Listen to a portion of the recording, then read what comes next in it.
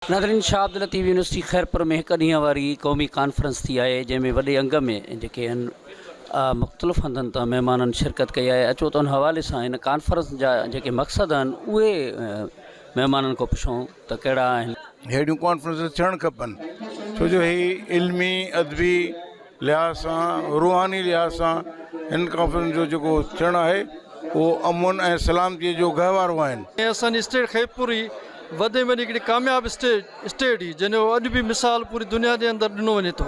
ऐं उन खां अलावा जेके बि हुक्मरान हिते आया उन्हनि जो जेको सिलसिलो हुयो दरगाह सां हिकिड़ो अक़ीदतमंद वारो, या उन खां अलावा जेके हुते अमुन ऐं तइलीम ऐं इदारनि जे लाइ जेके हुननि तगोदो कई मखदूम साहिबनि जे अहकामात ते, ऐं जेके खोड़ा शरीफ़ में वॾी हिकिड़ी इल्मी दर्सगाह हुई, रूहानी दर्सगाह हुई, जेके उन वक़्तु मुख़्तलिफ़ उलूम ऐं फ़नून पढ़ाया वेंदा। जेका कॉन्फ्रेंस आहे मां सम्झां थो त अॼु हिन नौजवान नस्ल जे लाइ हिकिड़ो ट्रेनिंग जो जो सो स्टेप हो।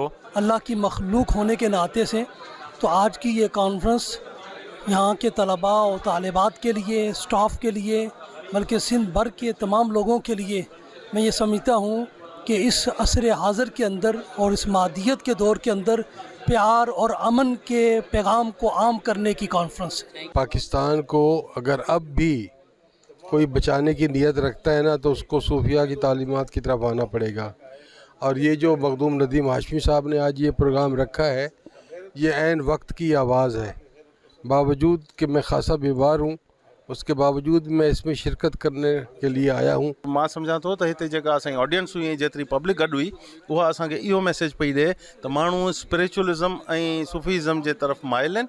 सकाफ़ती शयूं रखियूं आहिनि सिंध सकाफ़त जे हवाले सां, मतिलबु जेके सिंध में घरनि में मुख़्तलिफ़ जॻहियुनि ते कमु थियनि था पिया, उन हवाले सां जेके अदड़ियूं घरनि में वञी करे कमु कनि थियूं पियूं, उन हवाले सां इहे सॼो जेको आहे हेडमेट आहे।